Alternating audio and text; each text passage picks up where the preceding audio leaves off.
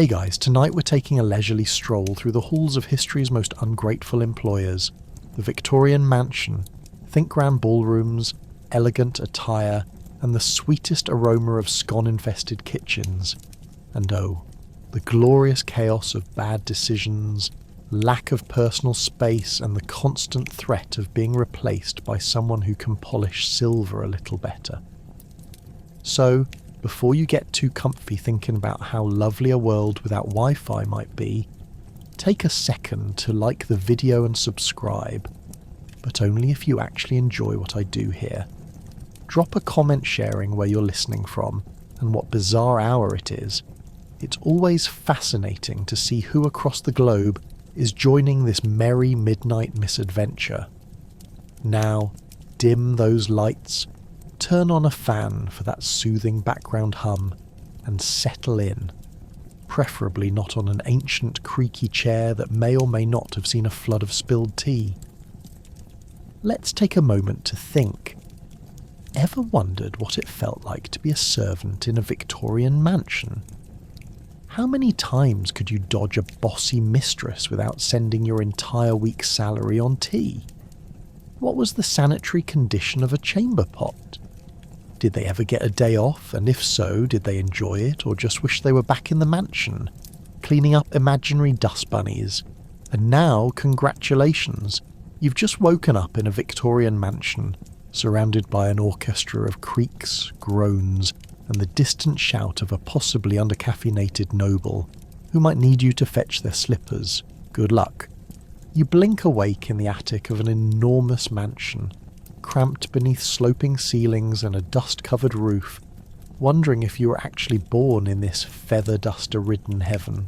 The bed is a rickety construction of mismatched furniture that creaks like a cranky old man in a horror film. You smell something faintly reminiscent of a long-forgotten cheese sandwich hanging in the air, along with the waft of musty mothballs from clothes that have seen better centuries. It's a perfect reminder that modernity is a fancy word the family doesn't believe in, when they stack linens higher than your self-esteem. As you stretch, you can almost hear your joints protest, as if they were the ancient beams of the attic themselves, groaning under the weight of too many whispered secrets and neglected renovations. The loose floorboards under your feet shout each step with rhythmic creaks, as if welcoming you back from the forbidden dreams of sleeping in a place that is actually comfortable. When you wake up and remember that dreams can sometimes be more like distant land, you glance at your tiny window, which grants you a delightful view of the chimney and the distant sound of a neighbour's rooster crowing like it owns the morning. Clearly, no one told it that morning is just a concept invented to keep the oppressed moving along. After a grueling negotiation with your own desire to snooze, you finally kick the blankets off, each flap sounding like the sighs of 1,000 moths mourning the loss of more glorious days. What could possibly lay beyond the scuffed door leading to the rest of the mansion? A daunting path of chores, or perhaps the smell of breakfast wafting from the kitchens below, assuming kitchen staff didn't set fire to the tea kettle again, of course. With shoes that could possibly double as artifacts from a medieval exhibit, you wobble toward the ladder leading down from your cramped sanctuary. Each step feels both precarious and exhilarating. You are one misstep away from adding attic maintenance hazard to your burgeoning resume. Climbing down is a game of strategy. One wrong move, and you might find yourself doing an unpleasurable landing dance on someone else's prized dining room rug. Finally reaching the bottom, you've traded the attic's gloom for the shining, bustling chaos of the mansion's ground floor. You're greeted with a cacophony of clattering dishes, whispered gossip, and the occasional raised voice demanding, "Where is my tea, you wretched soul?" Breakfast wouldn't be breakfast without a tragedy, right? You can't help but chuckle at the absurdity. It's easy to laugh when you've already clawed your way out of a dust-laden coffin.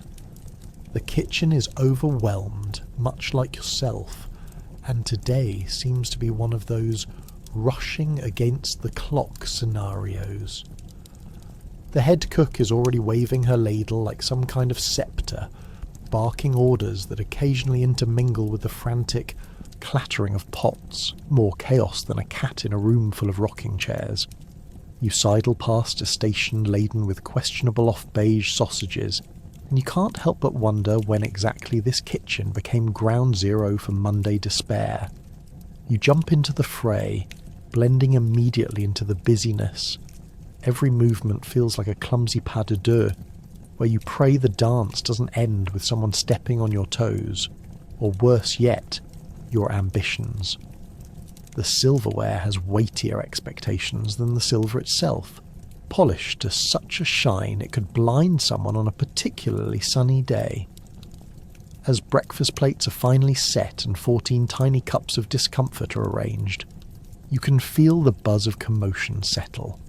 Have you managed to sneak under the radar? Probably not. You half expect the house cat to announce your arrival with a dramatic flounce. Still, the orchestrated chaos gives way to the civilities of morning conversation draped in layers of pretentious niceties. With the family seated comfortably surrounding the table, complete with their grand judgments and curiosity about your every move, you can't help but ponder the previous evening's grievances. Gossip, whispers. Yes, they've all got stories to tell, secrets dripping like honey in warm tea. And while you stand ready to pour Earl Grey for the matriarch, you contemplate the many unspoken truths swirling around the breakfast table, and realise not all of them are as palatable as the jam.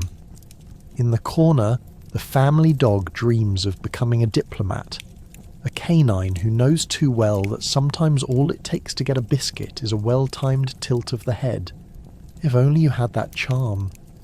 But for now, you're firmly entrenched in the humdrum of household life, standing diligently behind the coffee cart, waiting for the right moment to shine, or perhaps understanding that even polished silver can be overshadowed by the glitter of a golden retriever's antics. And so, the day begins in the attic turned weekend cottage, where you're but a puppet in a lovely drama you could never write. Tomorrow might hold more chaos, more dust, and a lingering aroma of something that may or may not be a trending cheese. But for today, you are alive in the comic turbulence of service. What a splendidly absurd adventure it is. Ah, the excitement of getting dressed. Your outfit today is a patchwork of last week's uniform and a peculiar stain that you hope is just tea, fingers crossed. It's one splendidly scratchy corset after another, tight enough to make an hourglass blush. You're just grateful it's not the red dress you wore yesterday, the one with the unfortunate run-in with the pet cat. Time to face the day, hair properly knotted in a style that screams, "I hastily threw myself together." As you stand before a mirror that might have been stunning if it weren't cracked like last week's resolve, you let out a sigh. The last remnants of your dreams of a fashion career fade as you eye your petticoat, stiff enough to stand on its own and eschewing any modern sense of comfort. Getting dressed in this age feels less like a delightful ritual and more like a session of medieval torture. Who knew the path to modesty would require wrapped layers that feel akin to wearing an entire woolen sheep? You dread what lies ahead. The unyielding hours spent in a scratchy outfit designed for aesthetics rather than actual function. Each lacing of the corset feels like juggling the summer heat, while you simultaneously seek the grace of a gazelle. Just the act of bending over to tie your shoes leaves you questioning how you managed to get into this ensemble without fainting. How can being fashionable also trigger the urge to consider your next meal just to sustain your dignity? Heading down the stairs, you encounter the dizzying smugness of other servants who might have managed to groom themselves into a professional semblance. There's Mary, launching gossip like she's flinging tarts. Suddenly that antiquated hairstyle of yours becomes the talk of the town. "You're not wearing that again, are you?" she quizzes, her tone thick with judgment. All you can muster is an eye roll that speaks volumes about your disdain for her opinion, while your heart beats like a racing stallion, wishing you could summon the courage to adorn something cool instead. Let's flip to the wardrobe woes, more particularly the savage creature nicknamed the family's dressmaker. Rumour has it Mrs. Chumblebottom was once a seamstress of great repute, now crammed into the back of her own creation, incessantly muttering about everybody's flaws.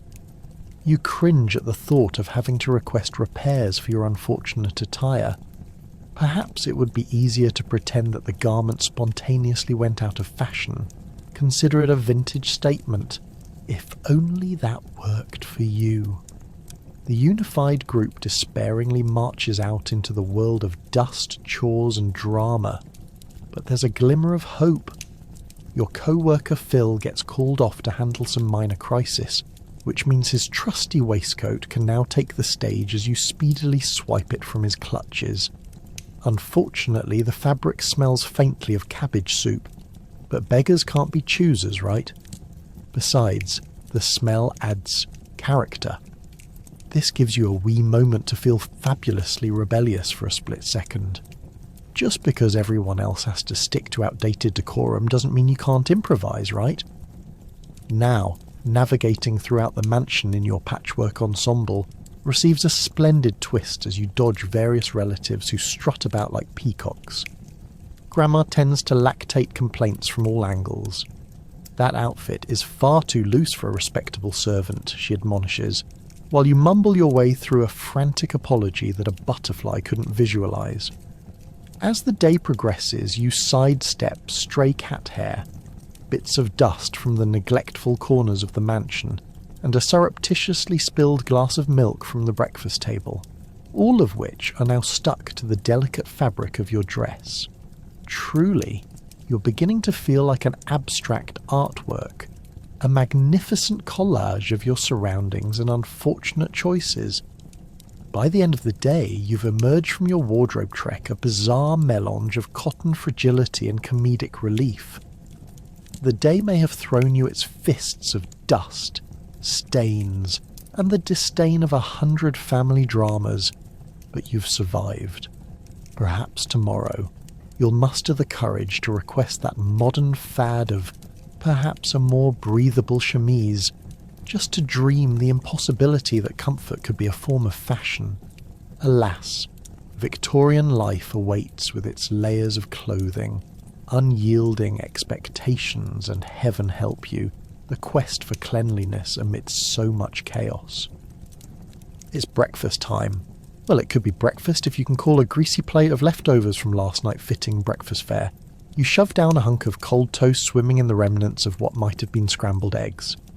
As you sip your tepid tea, you contemplate if just enough to survive is a proper motto for a morning meal. Perhaps it's more of a dare than a breakfast option.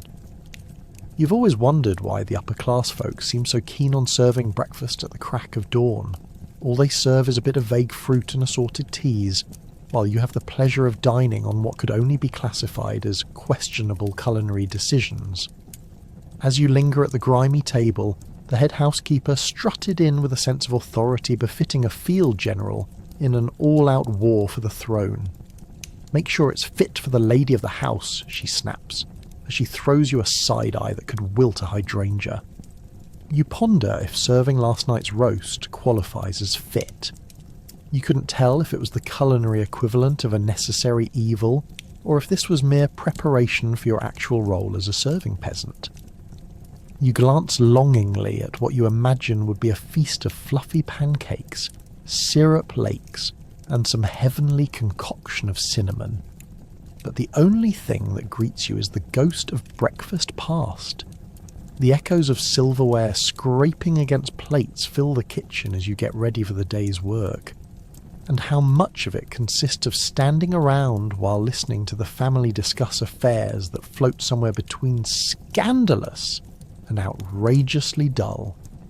You can't help but wonder if Mrs. Pennington would see it fit to include kale on the breakfast menu if she knew just how many vermin it takes to make the kitchen the slice of paradise it is. With a mental sigh, you remind yourself it's merely fuel to keep your spirit alive for the day ahead. and while you try to swallow down the remnants of last night's culinary confusion, the loud voice of Mr. Pennington, if ever there was a case for earplugs, bellows from the dining room. "What in the name of sulphurous eggshells is taking so long?" he demands, thrusting the entire house into a microscopic panic. You expertly juggle your tepid tea in one hand, while hastily stuffing your toast into the pocket of your apron like a squirrel preparing for winter. As you prepare to dive into the fray, you know the battle for serving the royal family has not yet begun. It's not long before you find yourself stationed next to the baubles of the family's flatware, trying to remember which fork goes with which course. It's a veritable buffet of confusion. Will they notice if just a few forks were suddenly switcherooed? Probably not, but it's all in dreams until you figure out the complex web of cutlery diplomacy. Should you serve Mrs. Pennington her morning brew with a swift hand or a ceremonious bow? You opt for the latter merely to appease your own low-level anxiety. How delightful it is to be a juggler of absurd expectations. Your heart races as you pour the tea, which feels more like an Olympic sport than a prelude to breakfast, all while Mr. Pennington's gaze lingers on you like that of a suspicious hawk on low-quality game. As he spits out a bit of bitter complaint about the sweetness of his pastry, it's just shortbread, for crying out loud. You can't help but marvel at the fact that this family is complaining when banana bread and jam would feel like a glorious indulgence to anyone outside of their bubbles. Now, as you stand back and wipe the sweat from your brow, you see the grim reality of breakfast. Not a culinary delight, but a delicate dance around discontent. Your job today is much less about providing sustenance and more about navigating the murky waters of social etiquette over scrambled egg discussion. And as you bid your farewells to the breakfast table, you can't help but wonder if one day you will wake up to the kind of breakfast that does justice to the meal's reputation. But for now, you're stuck in a persistent loop of what could only be classified as breakfast purgatory. In the end, breakfast has become the daily theatre of the absurd, where the real food is the gossip, the struggle is the scrambled eggs, and your true sustenance lies in sheer survival and a little wishful thinking that someday, just someday, you may enjoy a morning that reflects what the true breakfast of champions should be. For now, just enough to survive reigns supreme, and as you exit the scene, you can't help but chuckle at your own internal ridicule of life under this roof, where breakfast can only be described as gloriously pathetic. Here's to another day of serving the whims of the upper crust. Let's talk about dusting. Yes, that delightful art form that involves flailing a feather duster around like you're in a Broadway number. Dust is everywhere, and you can't seem to defeat it, no matter how ardently you tackle it. The fancy portrait in the parlour, a genuine masterpiece, might as well be a giant dust magnet. You can't even focus on the swirling colours without feeling the urge to sneeze, a scene you're painfully aware of while being watched by the family dog judging your every move. The moment you pick up the duster, it's as if all the dust particles in the universe conspire together for a dramatic performance, swirling and dancing in the air before they settle back into their favourite spots. Dust, after all, is a persistent creature.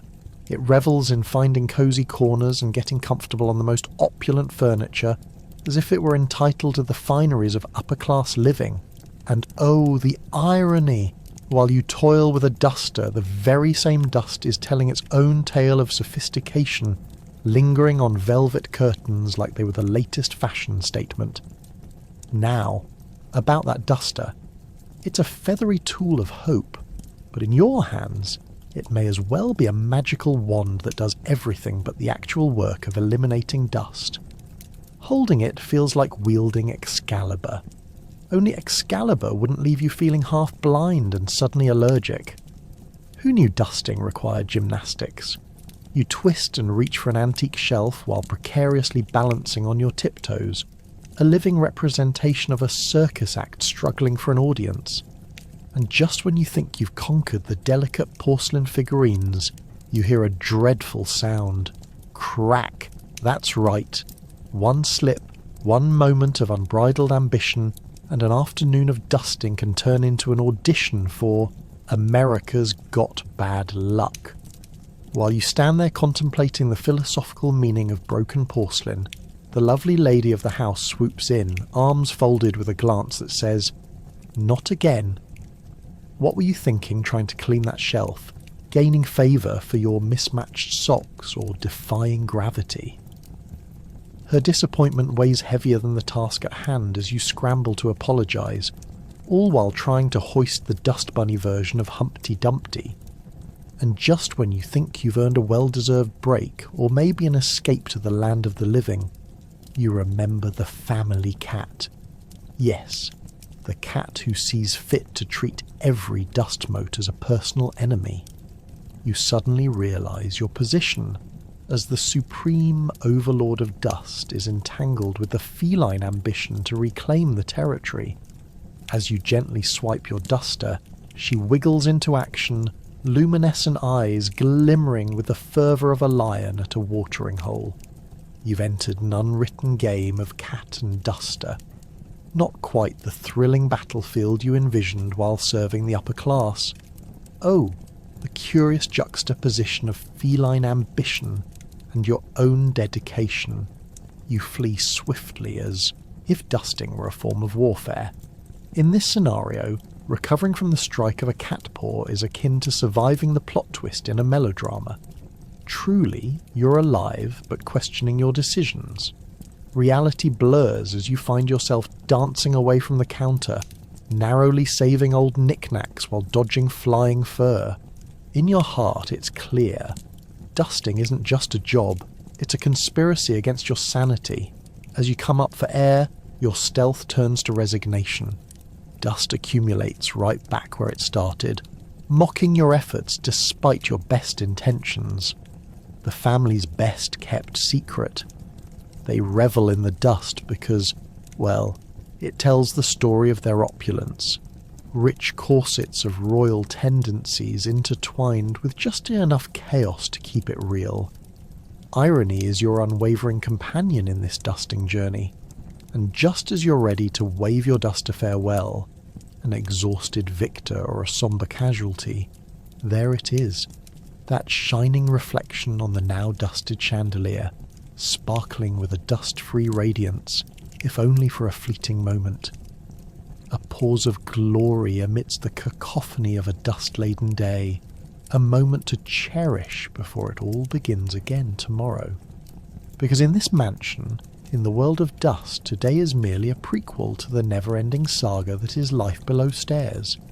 Welcome to Laundry Day, where clothes tell tales of their previous lives, and your job is to revive their lost glory. You trudge to the sort of washing tub, acutely aware of the smell that wafts up from last week's delicates. Armed with a wooden washboard and questionable soap, you scrub like it's a competition, fighting to make these garments cleaner than a politician's conscience. If only those colours would stop running. As you dip the fabric into the murky water, it feels like you're entering some ancient rite of passage, one that involves more leaks and splashes than you'd care to admit. The washboard groans beneath your elbow as you wrestle with the stubborn stains. A suspicious splotch of gravy here, a faint smear from last week's dessert there. It feels less like laundry and more like a medieval punishment, where every rub and scrub whispers ancient secrets of food, fights from last Sunday's lunch. You wonder if this is how your ancestors spent their days, trying desperately to maintain dignity while the fabric fought back with a vigour you didn't expect. And then there's the soap. It boasts a name suggesting purity and gentility, yet looks like it was scraped off a barn floor. This isn't just soap, it's a mystery in a bar form, scented like hope, yet with the consistency of concrete. Just as you begin to contemplate whether the soap might involve a trip to the dentist afterward, The water takes on a hue that can only be described as mountain mud. Is this really what washes away the filth of life? Did people end up in philosophy classes contemplating similar existential questions about their own fabrics? Or is that just the delirium setting in? As your arms begin to feel like they've lifted the burdens of the entire Victorian upper class, you glance over at the fluffy dog who's watching your efforts with what can only be described as unhidden judgment. Quite frankly, it doesn't look like he's ever spent a day working in his life. You can't help but feel a twinge of envy, because today's laundry day is for the peasantry, and the pampered alike, it seems. Surely those ruffled cuffs on the family shirts have seen things. Adventures in the garden, or perhaps misfortunate pies flung in a moment of error. What could they possibly say if they could talk? Probably something along the lines of, "Why did we have to get in the way of that raucous dinner?" Finally, after what feels like an eternity of scrubbing, you pull the last shirt out of the tub, sensing the satisfaction that comes from having wrestled dirt into submission. That's when realization hits. Drying. Now comes the true test of patience.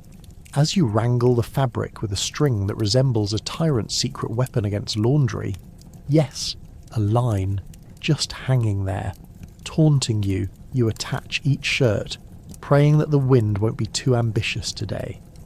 Will it carry the scent of fresh laundry, or something more like historical pigeon?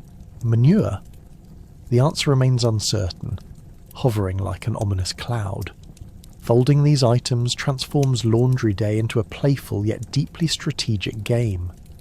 While previously creamy white shirts might look like they survived World War II, you manage to wrestle them into submission, attempting to obscure the battle scars of yesterday's baked beans. It's a job that seems to manifest in a peculiar double helix manner. Wash, dry, fold, repeat. The cycle continues endlessly, like a soap opera without a conclusion. At this point, curiosity dances in the air. You venture into the realm of mismatched socks, where potential romances bloom between random patterns. Will a blue polka dot marry a faded striped sock today? Perhaps it's time to construct a narrative of harmony, where the mismatched delights can dip and twirl together in the world of laundry magic. But then again, will they just end up in a forgotten drawer, never to see the light of day again? The drama of the laundry thickens. As the sun begins to set, you glance at the laundry line. There they are, hanging with all the pride of a royal gala's entry. You might even see a few passing neighbours, their noses raised in bewilderment, casting sideways glances at the fashion spectacle of the local workers. You take a moment and revel in the thought that today, despite the chaos, you succeeded in accomplishing something that made even the garments, no matter how many stains were left, feel a sense of victory. Laundry Day is a humorous reminder of the layers beneath society's surface, showcasing its true colours, literally and metaphorically. In the grander scheme of things, you realise that the daily drudgery of scrubbing stains and mismatched socks serves as a simple slice of life, often overlooked. In the comforts of modern civilization, we often forget to appreciate how our predecessors laboured away, turning even the most mundane tasks into epic tales of triumph against fabric fate. In a whimsical sense, perhaps you too are weaving a story every day. Now, if only tomorrow would schedule itself a little easier. Just wait until you step into the kitchen, the realm of chaos and culinary catastrophe. The chef is a pecking hen disguised in a starched apron demanding semi-miraculous feats of pastry dinners while looking askance at your every move. While attempting to stir the stew, in comes Mrs. Flamboyant, insisting she saved the finest meat cut for tonight's dinner, a rare privilege you find yourself enjoying, only to later discover it was Sunday's leftover. Ah, the subtle art of deception in the world of Victorian cuisine. If only you could have a dinner conversation to go along with that scrawny morsel. perhaps pondering how much of your dignity will be resting on this plate come evening. As you prepare to create a culinary masterpiece the likes of which would inspire the residents of the underworld, the daily high-pressure countdown reminds you of one crucial fact. The kitchen has more personalities than a touring circus. The head chef, a gruff master of culinary mischief, appears during service hours like a caffeine-fueled tornado, demanding perfection, while simultaneously ladling out explanations about why the soufflé did not rise. It's all quite tragic yet deeply comical as you ponder if your mere presence is a garlic clove away from disaster. Ever tried to whip cream while someone yells at you through a cloud of flour? It's almost like tango, mistimed and breathless, yet still desperately hilarious. And then there's the shocking horror of washing dishes. Familiarise yourself with the soapy water that is just as likely to steal your skin from your fingers as clean the grime off the platters. You're stirring, chopping, and occasionally crying tears of despair as you navigate through a minefield of stained china. Can you imagine if someone had just locked your beloved collection of memories in a pantry and threw away the key? The clamour of plates and forks may sound the same as shrieks of exuberant victory from the castle's dining hall, but it's really just you battling the great dish monster. Once the second or third attempt of preparing the evening meat course arrives, chaos reigns supreme. How could this little piece of meat seem to require 3 impeccable days of marinating? And those spectral fish heads. You had no idea they'd come in on the delivery, merely insistent on ensuring you grip that savoury salmon while trying to piece together what to do next. Your thoughts race faster than the clock toward dinner. If it fails, you can hear the laughter ripple throughout the estate. Should you mutter sweet nothings to the sautéing veggies for luck? Perhaps a prayer to the great cook in the sky might earn you credit with the culinary gods, if indeed they existed amid all this mayhem. However, nothing quite prepares you for the mysterious aromas wafting through the windows, serenading passers-by with promises of delectable creations. It's as if every chop, slice and simmer gives life to whims of the chef, who might suddenly announce the addition of exotic spices in the hopes of enchanting some high-maintenance guest. Cardamom, my dear, make sure to get it right. You'll hear. The spices are of course never in the drawer, instead locked behind metaphoric walls, just like the nuances of your sanity during the dinner rush. One fateful day, a foreign notice arrives announcing this fanciful arrangement. Dinner with the neighbours. You politely refuse to take the bait, knowing full well this will most likely involve everything you've prepped over the past 2 weeks waiting by the fire, and double that number of quarrelled ingredients. The last-minute salvaging ensues. Will flour and water actually yield pastry perfection? You have a flickering hope that the lovely little cookies could prevent you from tipping over the edge into despair. All of this culminates in one fateful evening, as you stand at the table setting scene. The guests are arriving, there are the fine china, all the cutlery nesting in a polished arrangement, and the table adorned with the finest of linens, if only it wasn't covered in flower handprints. You try not to remember the burnt tarts resting quietly in the corner. Insert fake laughter into polite bluffing. If they can't see the panic swirling around the pot roast, maybe they'll stop to sip the wine nicely poured. But of course, where would the evening end without a final course of judgment? The dinner pulses with laughter, conversation, and the dignified clinking of wine glasses, until someone hands you a dubious-looking dish with a faintly chanting aroma. This? They inquire politely, curiosity bubbling over. You shrug, wishing for invisibility but eternally ready to answer the question. What exactly did you use to make this? With something less traumatic than the leftover cat food from last week. Welcome to the unpredictable life of a servant amidst culinary catastrophes. where laughter and absurdity never truly leave the kitchen. It takes skill to please the upper crust of society, especially when you're at the bottom tier. As you serve tea, you practice the extreme sport of nodding, while silently bearing insults about the state of their crumpets, all while simultaneously dodging protruding chairs and that one cat that insists on sitting right underfoot. It's all about playing the high-stakes game of servitude without losing your dignity, or your toes. You swiftly realise that each family member comes with their own set of eccentricities, quirks that play out like a twisted family drama, which, in some laughable way, it indeed is. Lady Wiggins, for example, insists her tea be brewed at exactly 212 degrees Fahrenheit, which, evidently, requires a PhD to achieve with the considerable gaps in the kettle technology of the time.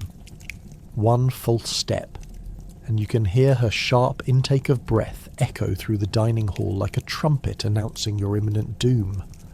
You could swear she can smell a degree of water temperature that's off by a mere millimetre within a 5-mile radius. Then there's Sir Frederick, a bone-chilling snob who often dines on a diet of parody in the metaphorical sense. Today's main course is culinary conformity, which translates to whatever bland, tasteless dish strikes his fancy at the moment. Your job? Excel in serving it with utmost reverence, without rolling your eyes, of course, and every glance back at you from the family during dinner feels as intensely scrutinising as a flock of hawks hunting for their dinner. In moments like these, you balance between being impeccably genteel and silently plotting your escape to a world where eating dry toast is the wildest breakfast adventure. As you weave between your responsibilities like a tightrope walker, you can't help but notice a curious phenomenon occurring, the art of conformity mingling with an innate desire for individuality.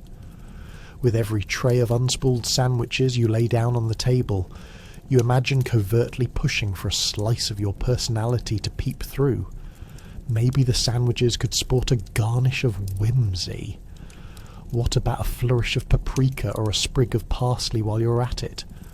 Alas, Lady Wiggins would only insist on finding the nearest fainting couch at the mere thought. Even the attire lends itself to a crushing mould of monotony. Each morning you squeeze yourself into your starched uniform that resembles an unflattering caricature of a cookie-cutter doll.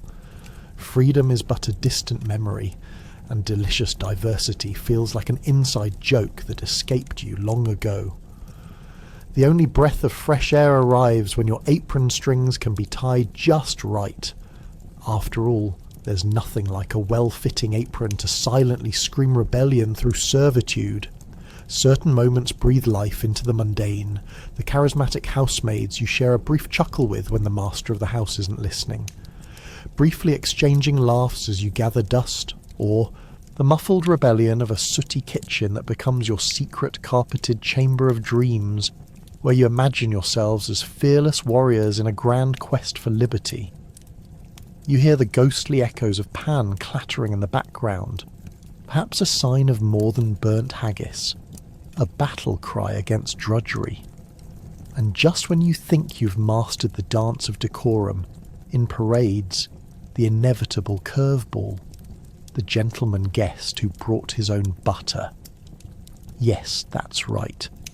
A man who believes somehow that the idea of a crumpet is an affront to civilization unless he's gracing it with his artisanal spread that has an expiration date longer than the family cat's sassy tenure.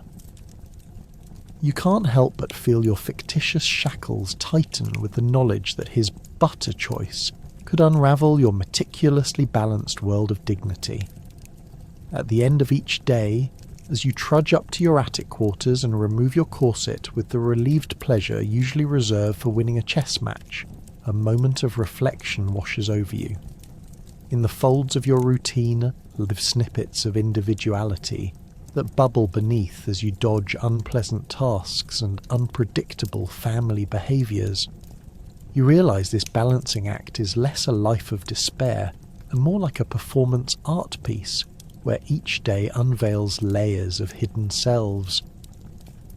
As fatigue engulfs you, you set your uniform aside, perhaps dreaming not of aristocratic tea parties, but of a world where starchy attire blends with freedom and laughter. With all this in mind, you lie down, accepting that while servitude binds you, it's ultimately a canvas upon which you will paint a life full of scrapes, grimaces, and stolen smiles. Let's plunge into the panic of finding your way to the toilet. It's not just a bathroom, it's a minuscule adventure in timing and spatial awareness. With squeaky floorboards, a basket of drops for plumbing artfully camouflaged in dust, and a whiff of whatever that is, the goal is not to make a spectacle while balancing your skirt, and don't forget, timing your run so that guests don't witness your emergency dash to relief. First, let's set the stage for this tragicomic encounter with the lavatory. In Victorian homes, the restroom could be a maze of sorts, one in which the more you needed to go, the more elusive the room became. Was it down a corridor, left past the gloomy kitchen? Or perhaps it required navigating a rickety staircase that seemed to mock your desperation with each creaky step. The excitement of the hunt could leave one breathless, not from exertion, but from a mix of sheer panic and the lingering worry of social faux pas. As you make your way, you spot your fellow servant attempting to tidy the dining hall, her face a mask of desperation as she raises an eyebrow at your determined waddle. She knows you need to go, and you're running out of time. You'd think, with all the echoes of the show must go on ringing in the air, there'd be a sense of urgency from the upper crust about appointing more restrooms.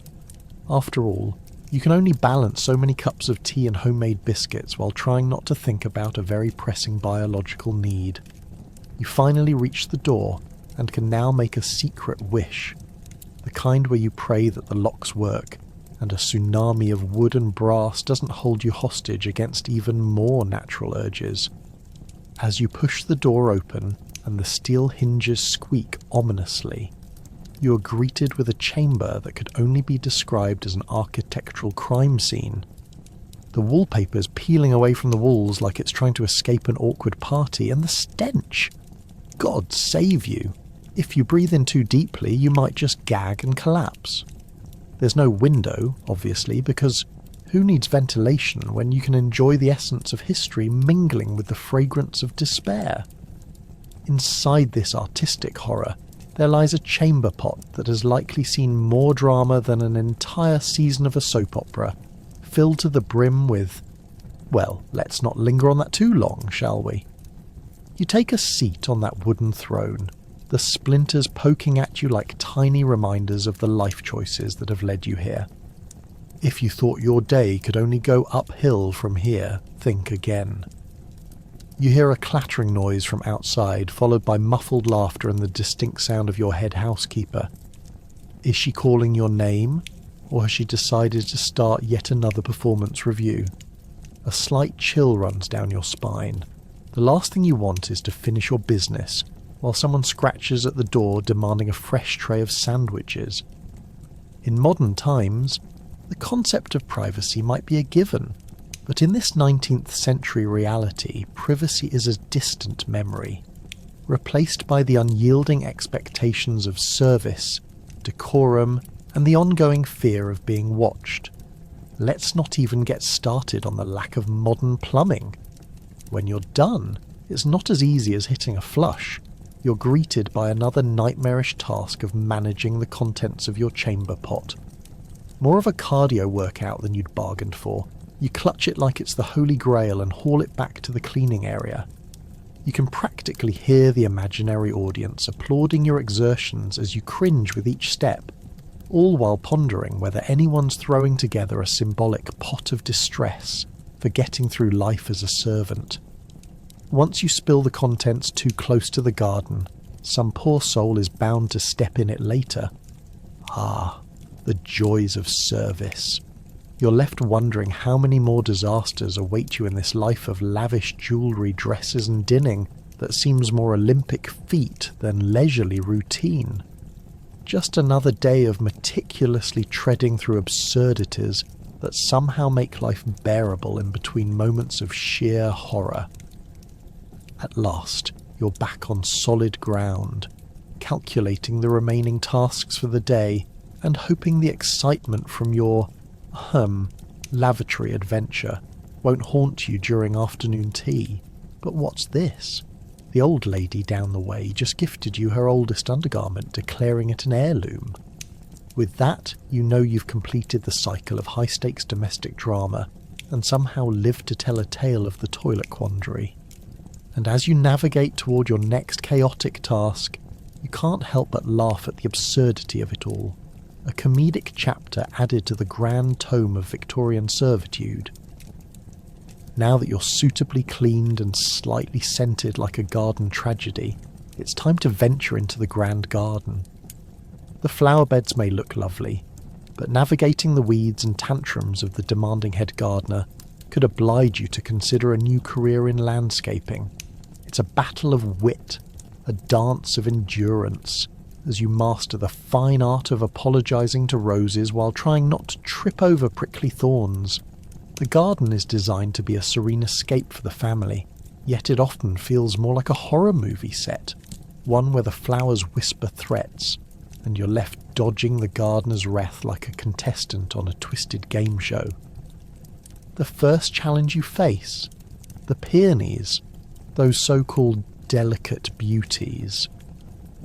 If a flower could talk, they'd be gossiping about your questionable shoe choice, while actually plotting your death with their thick, stubborn roots.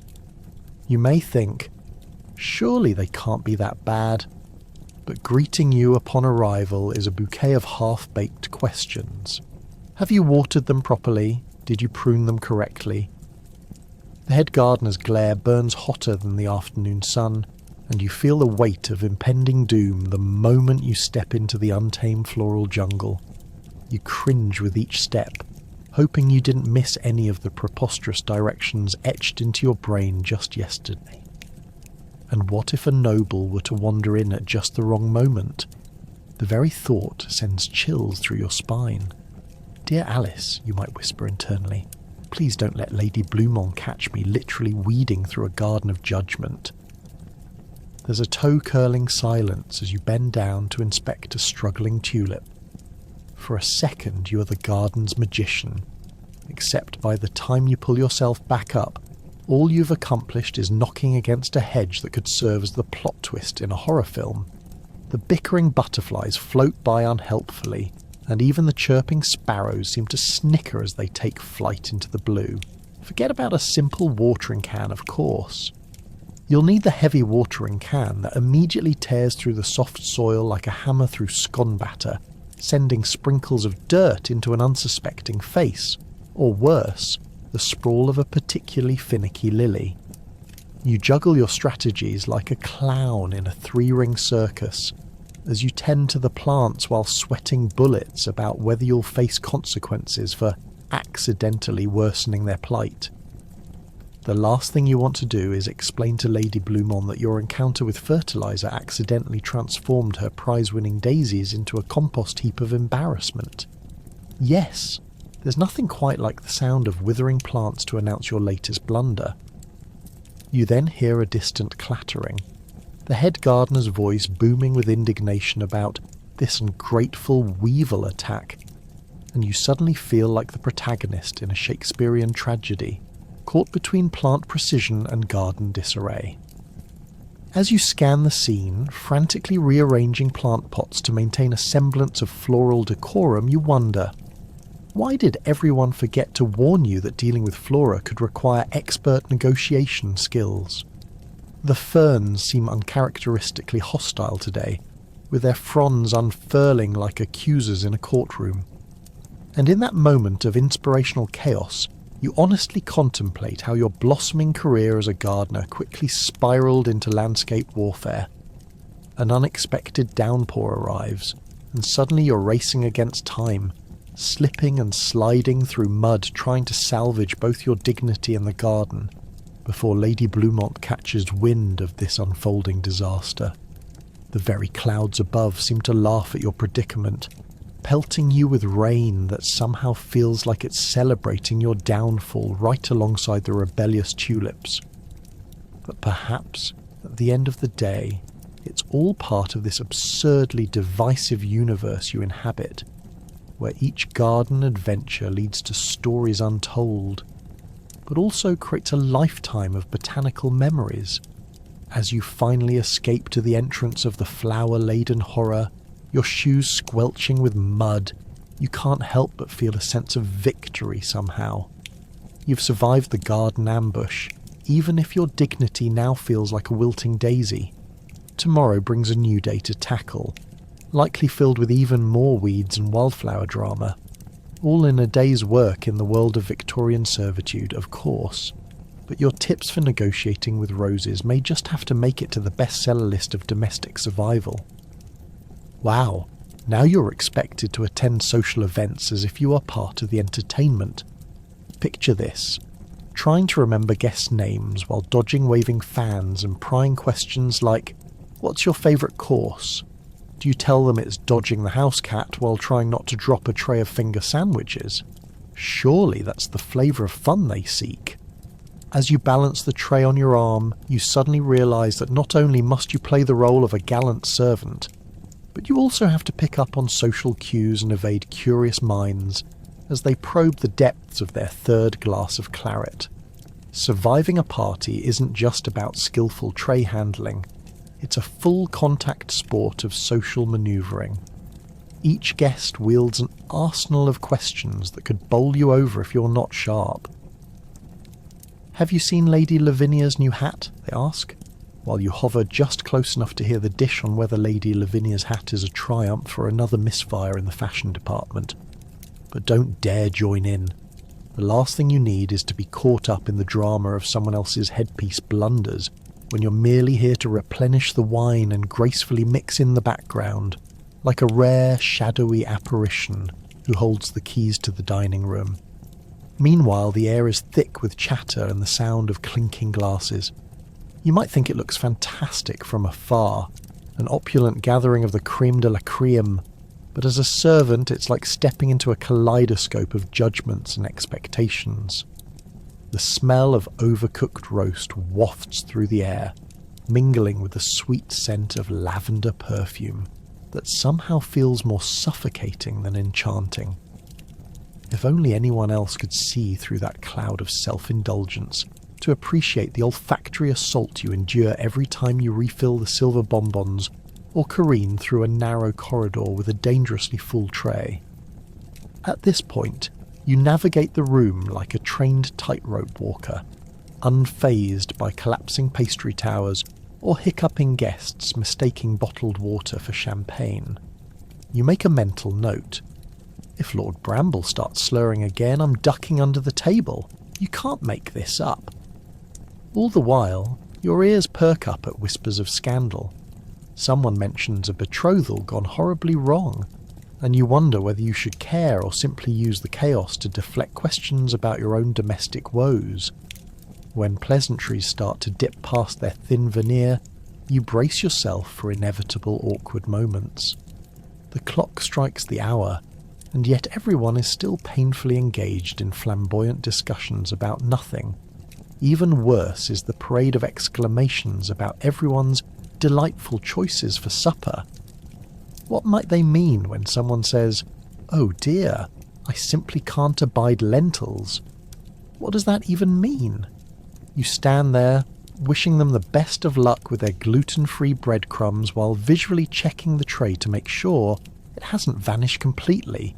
Forks fly through soufflé with remarkable barbarity. You almost admire their commitment.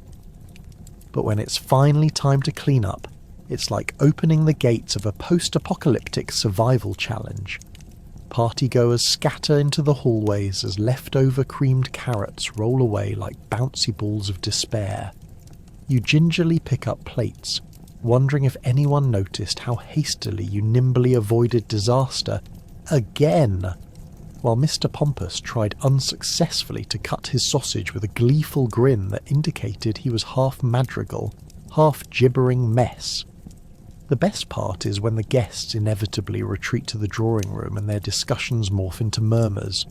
Suddenly, you're an unwilling ear in a sea of gossip.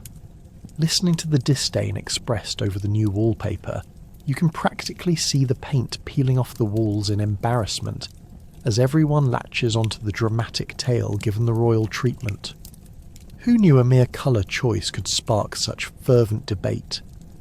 Yet as you sort through the remnants of the evening, chastising yourself for miscounting the wine glasses again, you recognise that a single night spins the tale of everyone present, and while they debate the trivial, you hold all the stories of genuine moments, the behind the scenes, and as they tumble into their carriages, regaling the stories of the night, some even about that crumpet that took a dive into Lord Whocare's lap, you pack up the last of the leftovers and ponder whether one day you too might experience this dazzling chaos from the other side of the serving tray. Until then, your duty is clear. You will survive the next soiree with memories of unintentional hilarity, knowing that every finger sandwich dropped is just part of the intricate tapestry that is a Victorian party. Who said history had no humour? More errands await you. It's time to compress the inevitable list of chores into a smiling blitz of smiles and solemnity. From polishing silverware, just one more curse for your family jewels, to running odd errands for the family you're always on the go. If only they could see the Olympic-level workout you perform dodging out-of-control children and a cat. Or perhaps they're part of the family too. You start with the kitchen, your unfriendly home away from home. The very air seems to contain a mix of burnt toast and neglected dishes, each begging for your attention like a toddler at tea time. You wield a dishcloth like a sword, preparing to wage battle against the grime-coated non-stick horrors clinging to a pot left from last week's dinner. That's right. The lasagna that seemed like a good idea at the time but now demands a hazmat suit just to approach. As you scrub, you realise that a good deep cleaning is your only shot at avoiding an unwanted relationship with the local rats. They send you sidestepping as you make calculations on whether you'll need to summon the god of bleach to restore order to this chaos. Ah, here's the best part. After the kitchen makes you feel wanted with love and a lot of soap, it's time for the more sophisticated tasks like polishing silverware. You gather your armoury of cloths, each one more promising than the last, and get your elbows ready for some serious elbow grease. Each glimmering piece sparkles anew, a shining beacon to your skills as an underappreciated servant. But let's not kid ourselves. Polishing silver is basically just a fancy way to lose the will to live while squinting at your own reflection in tarnished metal. In between the tedious chore of polishing, your thoughts turn dark. The inevitable question surfaces. How many forks will Graham, the mark of the family, actually eat in a single sitting? You run the numbers in your head, half wondering that if you ever found the courage to ask that question, you could retire in comfort. Maybe a small farmhouse, living off your silver-induced dreams, inconspicuously watching home improvement shows as they redo the kitchens of the well-off. But first, there's a family to keep from breaking dishes. Once you've conquered the silverware, it's time to plunge into your next masterpiece, tidying the parlour room where the kids have conducted an art project apparently designed to eradicate all semblance of order. What happened to the stuffed toys? Oh right, the cat, with its profound knowledge of chaos, definitely needed another wrestling match right in the heart of the family's sentimental corner. The struggle isn't merely to tidy up, but to keep a straight face, while contemplating the potential panic of what this mess reveals about their future skills in organising anything at all. You pick up a piece of mussed-up paper, one that might have been the remnants of a drawing, and your heart drops. Is that a cat? Horse? Or a particularly unfortunate monster? Perhaps, if you squint hard enough and use your imagination, it could be abstract art, like the kind they hang in fancy galleries where people nod appreciatively while sipping wine. You gently poke the colours as if they might talk back or possibly resurrect their dignity. Then it dawns on you when the latest errand whispers its demands. The family has decided today's special outing includes a stop at the town market. Your first thought is relief that you're not stuck with square meals of broccoli stuff in the pantry. Imagine the adventures. You'll be hunting for produce, scouting for cheap sweets, and wondering how many hands you'll need on your return journey. The worst part? Loudly shouting children who want everything from tarts to the not-so-innocent-looking candied ant. They insist, shout really, till you start mentally mapping the route to your next escape. With grocery list in one hand and maternal instincts sharpened for survival, you brace yourself for the market madness. Navigating these shopping trips brings a whole new meaning to multitasking. Dodging other shoppers while mentally responding to your residents' endless queries about what local produce means. Surely it's just a love letter from the farmers to appease you for the life choice you've made, rather than those grotesquely whiskered, bearded cabbage relatives canvanured while hoping to intercept a passing cat. Finally, you stagger back, arms full of heavy groceries and half-eaten sweets, already getting a warm welcome back from the house, and maybe more debris to contend with, where you're greeted with a small avalanche of kids, toys, and the dying remnants of the plant that secretly always wished to be a cat home. And you can't help but sigh, trying to remind yourself that tomorrow is just around the corner, preparing once more for the Olympic relay of chores to begin afresh. After all, the enduring question remains, in a home buzzing with unceasing chaos, will you ever finish that damned list? Dinner is the Olympiad of the day. Not only must you be speedy and efficient, but you also must master the hidden code of cutlery, somehow translating where the soup spoons go while managing to keep track of 8 different courses.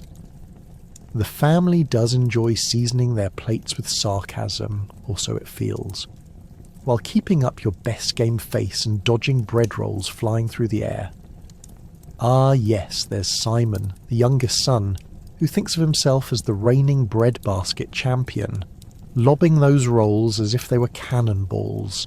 His aim, however, is remarkably poor. As you attempt to serve course after course, one inevitably meets its untimely end in your hair. And here you are, trying your best not to cringe as Lady Beaumont, bless her posh heart, scrutinises her soup as if it might hold a hidden microchip from the 1880s. It's just soup, milady, not an ancient artifact. The delicate clinking of silverware sounds like an impending battle. Everyone wears their best "I'm totally chill" faces, while quietly plotting which dish they will avoid tonight. The first course, a lovely cream of mushroom soup, which you secretly think is attempting to obliterate your taste buds, gets served, and your palms sweat, bracing yourself for the inevitable barrage of critiques. A touch too creamy, Lady Beaumont declares, and you resist the urge to tell her that her opinion is thicker than the soup she just sipped. But where would that get you?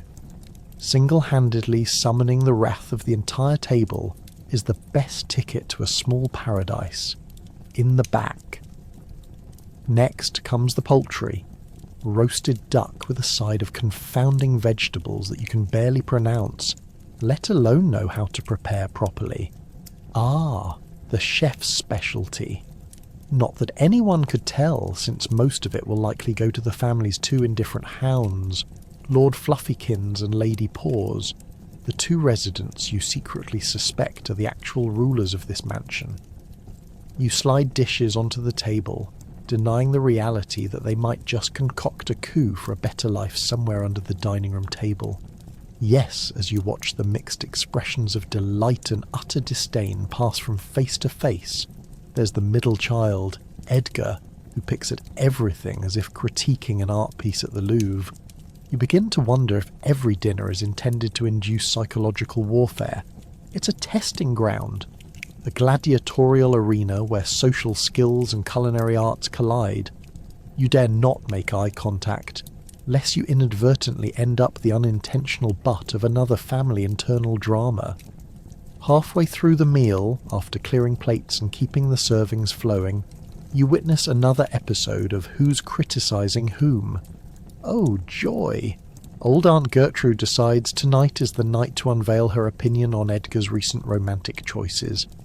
I simply cannot believe the dandy's chosen to court a woman of lesser standing, she proclaims, her eyes flickering with delight as chaos brews on the horizon. You swear you hear her cackling like a witch articulated by a Victorian novelist, before being hushed by a haughty shushing from your boss, deemed the rules of conduct. In the margins you wipe a plate and pretend the next course, a rather intimidating-looking pudding, needs damage control. You swipe your forehead with the back of your sleeve and set an internal reminder never to allow sugar to invade your sacred safety zone again. At least someone has decided to further engage in this battlefield instead of attempting to dodge combat. Finally, the dessert approaches and the sweet scent wafts through the room, seducing palates back into respectability. Pudding, layered with a complexity no one dares dissect, arrives. Faces gleam into mushy awe or outright disappointment, and you're 2 seconds away from tossing it all out the window for the dogs. For a fleeting second, there's an overwhelming sense of hope. You, the underappreciated servant, have made it through another dining hour. But wait. A fork clinks loudly, demanding your attention, leading you back into the haze of choice and chaos. Just as another verbal war is set to break out, you're already envisioning a lovely nap on a soft stack of laundry somewhere in the attic. But alas, duty calls. Your loyal service brings hope against disarray as you step back and take a breath, wiping down your biggest rival, the endless selection of cutlery that confounds you at every meal. Such is the life of a servant, where good etiquette is king and silence is golden, though earning it is a completely different dinner story. Once the dinner table is cleared, the real entertainment unfolds. The family members begin their chats, and you find yourself standing in as an unwilling participator in long-winded tales of snobby relatives and woes of the upper class. Little do they know that you're mentally drawing a balance sheet of their ludicrous tales. Who's the real scoundrel when all you want is to sneak off to daydream about the possibility of cake? As the last crumb of dinner disappears, someone brings up Aunt Egbert's penchant for travelling around the world on a budget that could fund a small country. You wonder if someone should have a chat with her about the definition of economy. The dessert hour begins, which means a new frenzy erupts. It's as though dessert is a reality show, and everyone feels the need to compete for the title of Best Dessert Critic. You shuffle back and forth between the kitchen and the dining room, balancing cake platters as if they were ancient relics. The chocolate cake has layers thicker than a Shakespearean tragedy, with frosting that practically screams, "Eat me!" But of course, you don't get any. You merely get to watch as the family members insist they can't possibly eat another bite, only to gobble it down the second they hear a second serving is offered. In the midst of this cacophony of chatter, Uncle Reginald begins his nightly oratory, a monologue that could rival the length of the Great British Bake Off. He launches into an epic recount of his fishing expedition last summer, complete with exasperated gesticulations and exaggerated expressions. "And then," he bellows, "I caught a fish so big it looked like something out of a myth." You try to picture this mythical beast. Was it the kraken, or a trout with a fabulous life? You can't help but imagine it escaping his grasp and swimming off to a life of glory, leaving him with nothing but stories that seem more like a fairy tale.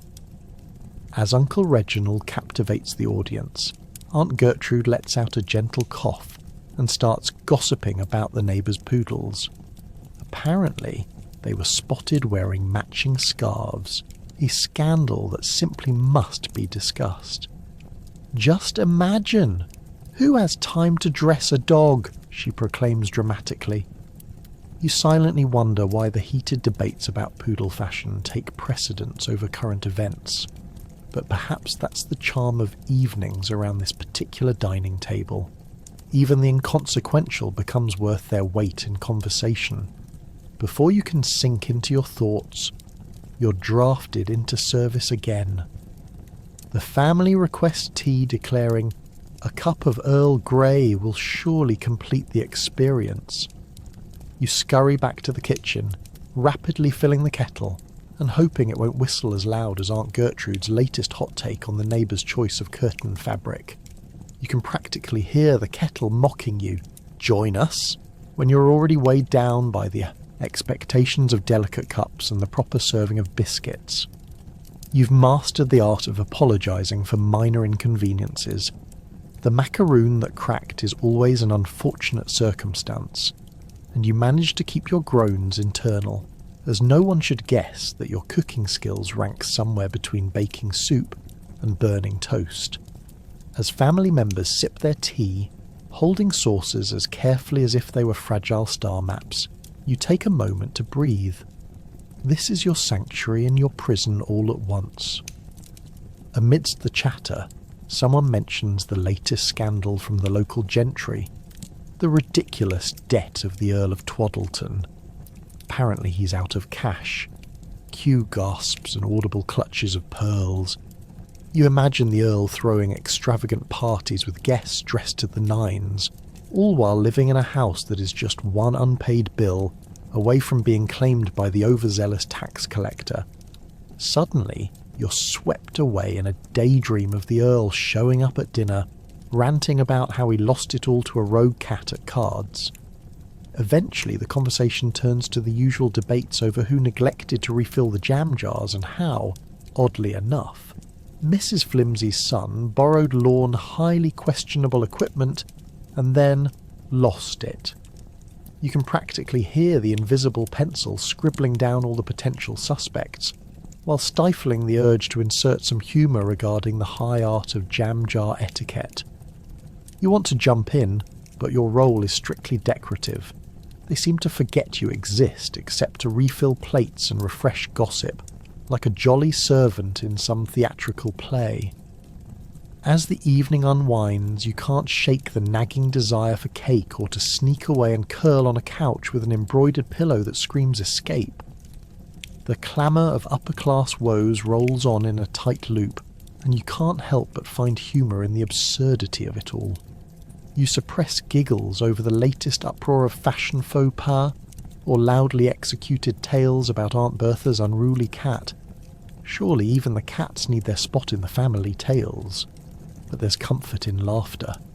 You finally stand amidst the laughter echoing in the candlelit room, proud of your silent yet essential role in keeping the chaos mildly contained. What a show of elegance and absurdity. After an exhausting daily routine, you face the ghostly nighttime sweep. Armed with a broom, your task is to keep the mansion as tidy as possible against the constant onslaught of pet hairs, odd smudges, and the persistent feeling that a broom might just be the actual villain of your tired existence. The heroic battle against dust bunnies may finally wear you down as you prepare for the next day. What's the point of tidy if you can never escape? As you embark on this daunting quest, you're greeted by the delightful ambience of creaking wood floors and the faint echoes of mischief sneaking through the walls. The flickering candlelight casts unsettling shadows, making you feel as if you're not alone. Is that a cat? Or is that a rogue spirit ready to follow your every move? The first swipe of your broom sends a cloud of dust swirling into the air, and for a brief moment you're engulfed in a fragrant mist reminiscent of forgotten memories and yesterday's dinner. It's like entering an enchanted realm, if that realm was the home of every arachnid that chose to weave its dreams in the corners. With each brushstroke of your broom, you mentally prepare yourself for the canvas cat's dilemma. A heroic pursuit to prevent hair from invading the floor, which is not merely a level playing field for dining, but a precarious battleground in which the family cat's dethroning mission remains unchallenged. As you sweep, you ponder the tactical genius of your feline overlords. They see me cleaning, you think to yourself, a touch of madness creeping in, but they're only biding their time before they pounce. You steel yourself for the inevitable moment when your efforts will be rendered futile by one single, skilled black and white furball ready to resume its reign of cuddle-induced chaos shortly after you finish. But there's hope in your relentless cleaning. Perhaps the broom is your sword and the dustbin is its dastardly enemies, cute furry little fiends hiding under every elegant chair and behind every overly heavy drapery you dread moving, suddenly sending them scattering as akin to victorious warfare. Each sweep you can practically hear the distant echo of a medieval bard singing your praises, though it might be muffled by the muffled sounds of that very same cat now batting a dustball toward your face. As night deepens, your routine becomes more ritualistic. The floor must gleam, the candles arranged just so, and the furniture returned to its precise locations as if the furniture gods are watching. The pressure mounts. If one thing is out of place, there may be dire consequences. A scolding from the head housekeeper, or worse yet, witnessing Mr. Pompous, the family dog, chew on a stray cushion as a next-day snaccident. How awful, they'd declare, and you'd be forced to take the fall like a plucky sidekick in a tragic sitcom. Time is both your friend and nemesis during this nightly ritual. Each sweep feels like it stretches to fill the hours, yet you also know dawn will come knocking sooner than your broom achieves true cleanliness. You could sworn the dust smirks back at you as you tackle the staircase, gripping the iron banister as a rebellious piece of lint escapes your grip, tantalizingly floating down like autumn leaves. How did you arrive at this point of absurd existential angst? Sweeping stairs might just be the truest test of your health. Rectangular steps designed solely for the purpose of trip-prone mortals. Somehow, however, you juggle those heroic aspirations to power through, handily ignoring the knee pain worthy of a Shakespearean tragedy. Finally, you retreat to your quarters, breathless, but filled with an odd sense of accomplishment despite the knowledge that everything could devolve into chaos at the break of day. As you collapse into bed, you can't help but marvel at the peculiarity of your existence in this grand domicile, ruled by eccentricity and bursts of comical chaos. So tonight, as you lay your head against the pillow, a soft refuge after daring to tame the mansion, you smile a small smile. You fought the good fight against dust and pet conspiracies. Perhaps tomorrow's cleaning exploits shall yield even higher stakes, avenging the misplaced crumb from yesterday's elegant gathering of upper-crust influences. Each day brings fresh intrigue, new challenges, and the ever-looming presence of fuzzy creatures. Tomorrow will present another opportunity to slip into this odd role you've perfected, a dance of disorder and cleanliness amid the chaos of Victorian life. After all, a servant's job is never truly done. The basement of magical wonders, or at least it felt that way to you when concessions allowed for tea and whispers of scandal to pass between staff members. It's the kind of time when you learn to be an incredible eavesdropper, where the hushed tones become an Olympic sport of identity, treachery, and the realities of workers in love, or at least leaning in towards the idea. Picture yourself nestled in the cosy confines of the servants' quarters, sipping on some lukewarm tea concocted from dubious leaves, while the darkened corners around you felt alive with the electric whispers of shared secrets. It's like a live-action soap opera, and guess what? You're a part of it. Against the backdrop of clinking cups, the atmosphere thickens with layered gossip, and everyone with an ear has an opinion. particularly regarding Lady Winthrop and her talented way of inadvertently losing her jewellery. This isn't just a passing comment. It has become an entire subject of conversation among the kitchen staff. Did she misplace those exquisite diamond earrings during her evening gala? Or does she appear to have a rather creative talent for sewing them inside her pet's cushions? Tension rises as everyone leans in closer, anticipating the conclusion, but never quite knowing who might blurt out something truly scandalous first.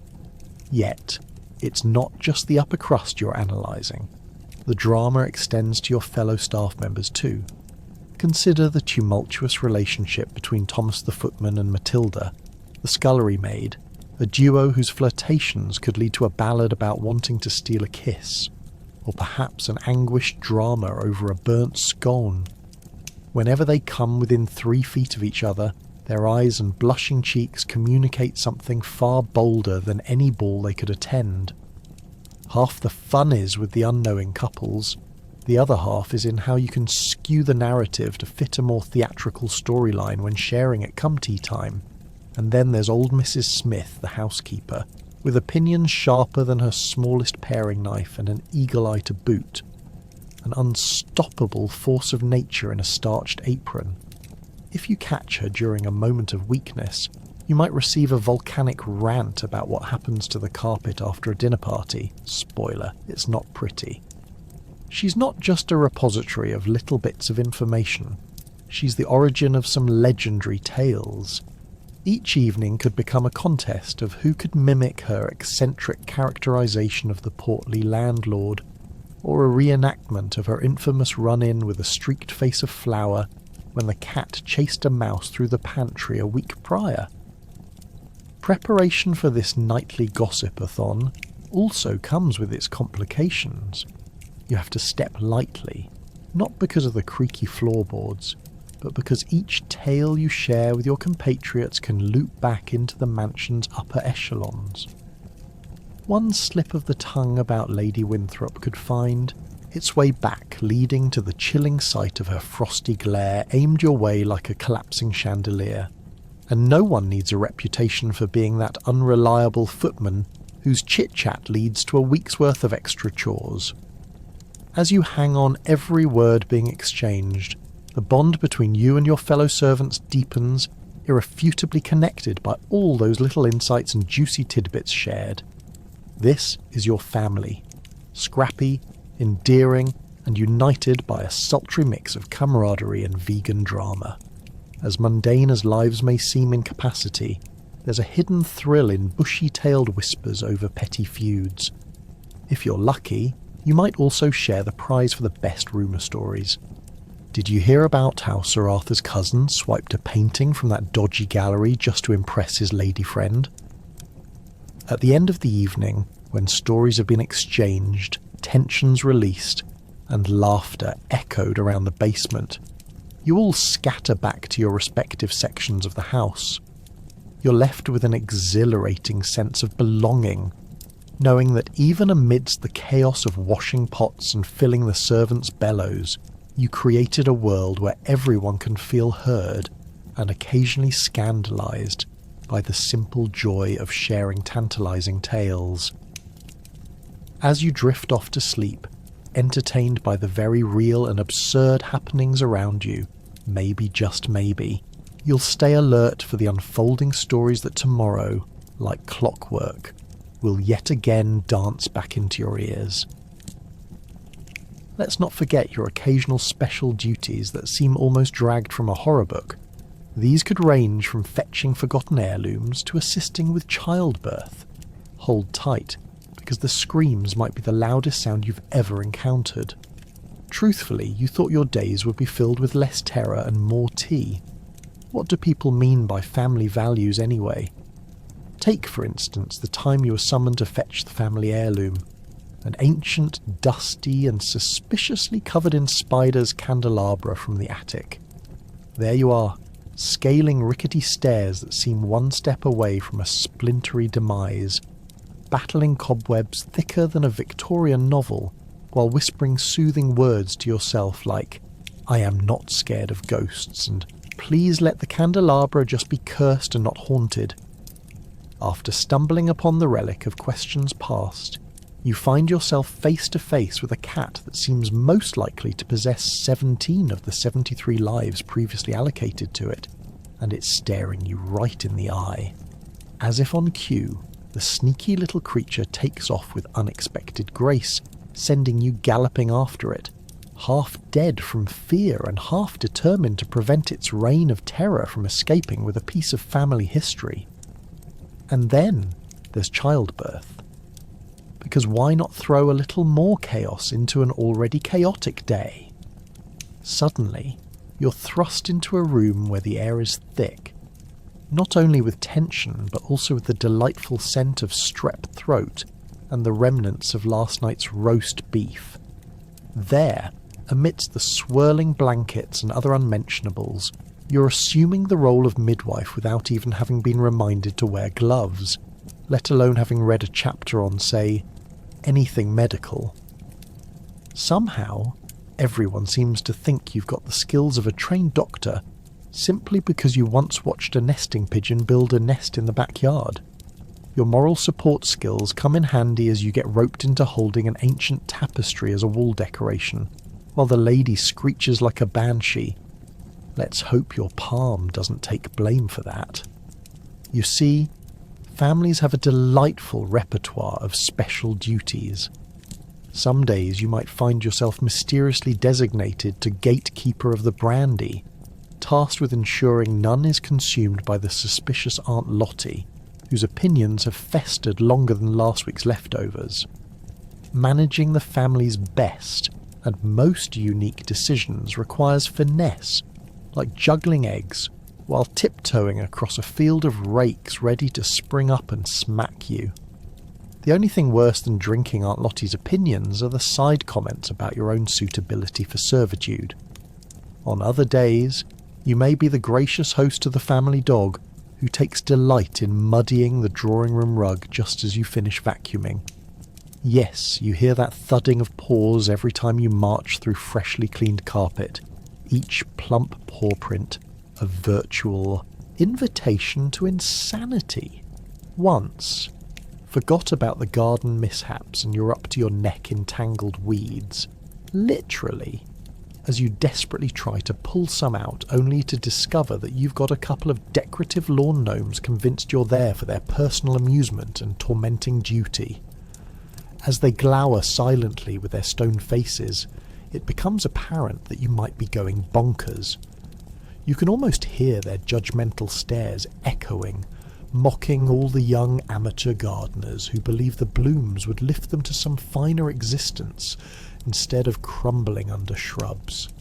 Oh, and don't forget about the charity balls where you will inevitably find yourself tasked with wrangling guests who are entirely too delighted to be in the same room as their betters. Imagine leaning in to help the pompous Lord Biscuit with his lady forthcoming chocolate dessert, while praying that gravity remembers the chocolate fountain does not need a backup dancer. You're then reminded that your own fiascos of the day wouldn't be complete without tripping or spilling something horrendous that ends up ruining everyone's mood, all while wearing a cravat that feels chokingly tighter than the laughter building in your throat. And thus ends your riveting tour through the duties that confirm your choice, the delight of life in a Victorian mansion, where every assignment serves as a reality check for the wise and not so wise aspirant. If the house doesn't crush your spirit, the nutty lady of the house, adorned in layers of silk and disdain, will whittle it down faster than you can say, "Precious heirlooms, here's to surviving the chaos, one mishap at a time." As you attempt to harness your multiple duties, don't forget the pets. They may be delights to their owners, but their affection can often seem murderous, edging between cuddles and catfights like they're competing for the title of ultimate feline. Navigating around furballs, snoozing dogs, and possessor-esque fuzzy companions becomes a surprisingly tough ordeal. Imagine yourself tiptoeing through the grand hallway, expertly balancing a precarious tower of freshly polished silverware in one hand while keeping an eye on Sir Whiskers, the most narcissistic cat you've ever encountered. He sprawls in the middle of the floor like he owns the place, which, technically, he kind of does. As you manoeuvre around him, you can almost hear the collective sigh of the other servants, who are silently judging your lack of caution. With an agile leap, you manage to avoid tripping over Sir Whiskers, much to the chagrin of the nearby housemaid, who is probably already plotting your doom for making her job 10 times more complex. How could anyone expect her to clean the floors promptly if Sir Whiskers is acting as an uninvited resident of the illustrious living room? But it's not just the feline fiends you have to contend with. Enter Lady Barkington, the family's over-enthusiastic dog whose boundless energy could rival that of a caffeinated squirrel. You enter the kitchen only to find her lying in wait by the door, tail wagging like a whirlwind. For her, a mere glance of excitement from you is an invitation for mayhem. She leaps up, knocking over a basket full of freshly baked scones. The smell of buttery biscuits quickly mingles with the sensation of impending disaster as you watch flour and crumbs scatter like confetti at a grim celebration. You can feel your heart drop because Lady Barkington certainly won't take no for an answer as she shimmies past you and wags her tail in a frenzy, convinced she's just received her VIP pass to a muffin frenzy. When you finally manage to gather your bearings and chase after her with heroism, you find yourself in a comical game of dodgeball. You're ducking and weaving in an attempt to retrieve the remnants of the scones, while also making sure you don't accidentally trip and spill your dignity alongside the flour. All the while, Lady Barkington takes this as a personal challenge. Her mission is clear. Make sure you know who's boss, and it's certainly not you. But being a servant isn't merely about the pets clamouring for attention or mischief. No, you also have to be ever watchful of the drama that unfolds thanks to that pair of children, who inexplicably seem to invite pets into their cavalcade of chaos. Why is it that the second you turn your back, they decide that the dog needs a bow tie made of carrots, or that the cat would look better parading around with a doll's tutu? One moment you think it's a peaceful household, and the next it's a full-blown pet fashion show, complete with squealing laughter and a runway made of priceless cobblestones. Of course, you end up being the last line of defence. Quick-footed and entirely unprepared, you dash back into the room, a flurry of frantic commands spilling from your lips like so much tea heading for overflow. No! Put the cat down! Get away from the dog! Your voice rises like a frantic conductor trying to keep the orchestra in check, though it often feels like you're merely the jester in this humorous disaster, and forget about sleep. Come night time, the pets begin to conduct their wild symphonies. Sir Whiskers launches into a chorus of plaintive meows, echoing like a broken record in the dead of night, and just when you think he's settled down, he translates his vocal excise into a furious feud with Lady Barkington over a misplaced shoelace. Tossing and turning in your own cramped quarters, you ponder the fine line you've walked, a servant's life entwined with a cacophony of purrs, barks, and the occasional spat from overstuffed pillows. So, congratulations. Not only are you a servant, but you're also a pet therapist, an animal fashion consultant, and the chief negotiator in the household's hilarious game of who can distract you from your duties. As exhausting as it may be, you can't help but find a smidge of joy in the chaos. There's something delightfully absurd about this all. It's chaotic and demanding, yes, but a curious dance of laughter makes it bearable. As long as you can survive serving these fluffy tyrants until morning, you're earning your keep quite splendidly. Quirky instructions, the unwritten manual of servants. Everyone has their quirks, and Oh, the peculiar instructions. Every family member demands something different, from fold my napkin a certain way to ensure my slippers are precisely 2 inches apart. You might wonder if everyone kept a list of vendettas against the household staff. If only a witty mood could define where things go without becoming absurd. Navigating the whimsical whims of a Victorian family could easily turn chore duty into a slapstick comedy routine. Every morning begins with a roll call of nonsense. Please ensure the rose petals on the dining table are arranged like a symmetrical sunburst. A command you realise is oddly specific and deeply unachievable. Who has even thought of any wrinkles in a rose's petal that exist outside of perfect symmetry? Van Gogh would roll in his grave. The best you can offer is to douse the table with yesterday's leftover tepid tea in hopes these wilting artefacts not turned murderously droopy halfway through breakfast. But as you prepare for another abdominal adventure, you overhear Lady Wiggins complain, "Tilly, did you not notice my silver spoons are missing? I expect you to find them immediately." At that moment, you consider the possibility of disguising yourself as a butcher, or really any old-timey villain, so you could escape the burden of continued servitude. Oh, those overly embellished spoons. Did they float off on their own, or decide to take a joyride with someone in the dining hall? Surely tomorrow they won't simply grow legs and walk back to their home on top of the mantel.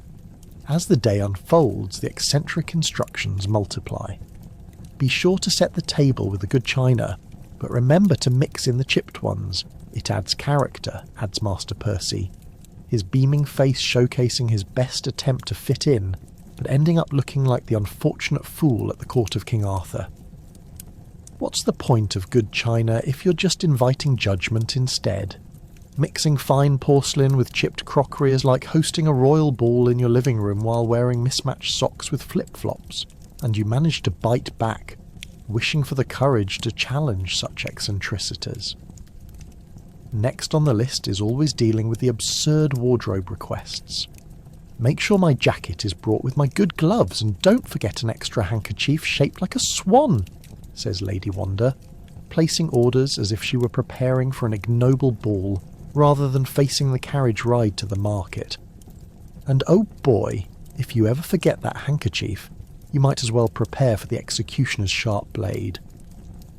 Afternoon brings with it the chaos of the kitchen, where culinary expectations dance around the room like a troupe of overly opinionated fairies.